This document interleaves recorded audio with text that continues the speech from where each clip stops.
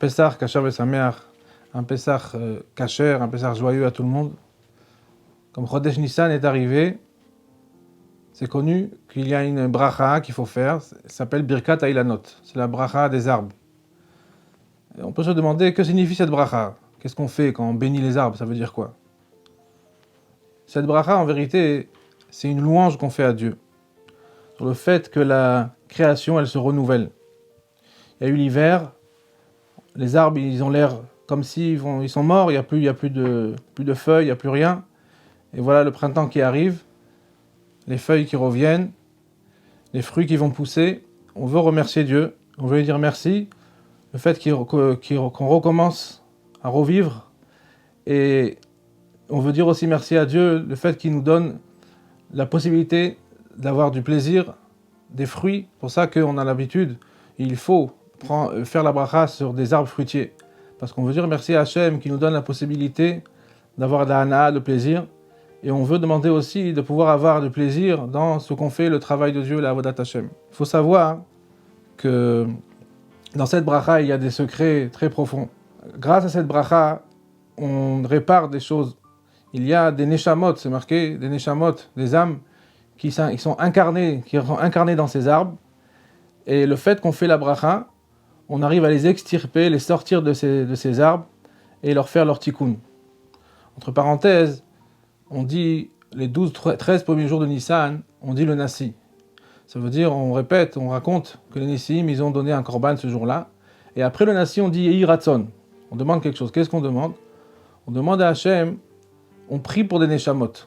Ça rejoint cette chose-là, que le Zohar, il dit qu'il y a des Neshamot de Tzadikim, mais qui ne peuvent pas encore rentrer au Gan Eden.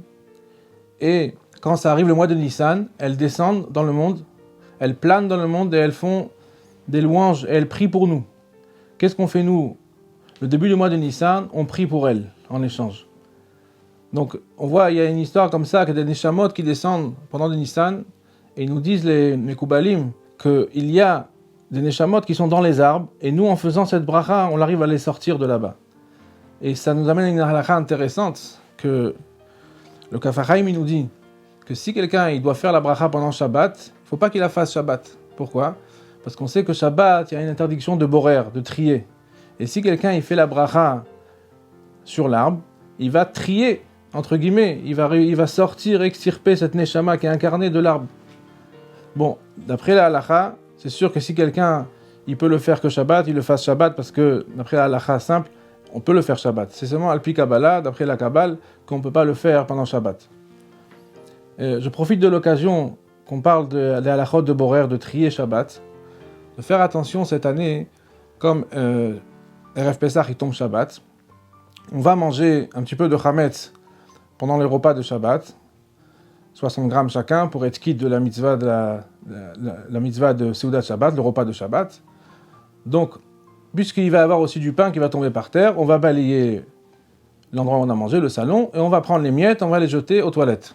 Alors, il faut faire attention que si parmi les saletés, il y a autre chose, il y a des miettes, il y a aussi des saletés, il ne faut pas trier et prendre les miettes pour les jeter aux toilettes, parce qu'on n'a pas envie de jeter les saletés aux toilettes, parce que là, on va faire l'acte de trier Shabbat, et c'est complètement interdit, c'est Asur Minat Torah. Il faut faire attention à ça. Donc il faudrait tout jeter aux toilettes, ou bien que les miettes ne soient pas mélangées avec les saletés. Qu'ils soient à part, qu'ils soient bien à part, distincts, qu'on voit les miettes d'un côté, les saletés de l'autre. Pas tout mélanger et après sortir les miettes de là-bas. Quelque chose qui peut arriver aussi chaque Shabbat, je profite de l'occasion. Des fois, on prend aujourd'hui les nappes en plastique, on fait un sac, on ramasse tout la table comme ça, et on va jeter le sac en plastique dans la poubelle. Et là, en allant à la poubelle, on remarque dans le sac en plastique, le verre, le kidouche, on l'a oublié dans le sac en plastique. Alors qu'est-ce qu'on fait? On ouvre le sac comme ça, on rentre la main dans les saletés et on sort le verre à kidouche. Et en vérité, c'est encore un acte de borer. Bien qu'on sort le bien du mauvais, mais puisqu'on ne va pas s'en servir tout de suite, ça s'appelle borer. Donc qu'est-ce qu'il faut faire? La solution, c'est ou bien de rouvrir la nappe, que ça soit bien étalé, et là on prend le verre qui n'est pas mélangé avec les saletés, ou bien il faut se prendre le verre et s'en servir, faire quelque chose avec, comme ça on n'aura pas fait borer, parce qu'on a pris cette chose-là pour une raison. On a pris le bien, on a sorti le bien du mal, pour une raison on s'est servi de ce verre-là tout de suite. Pessah kasher v'sameach.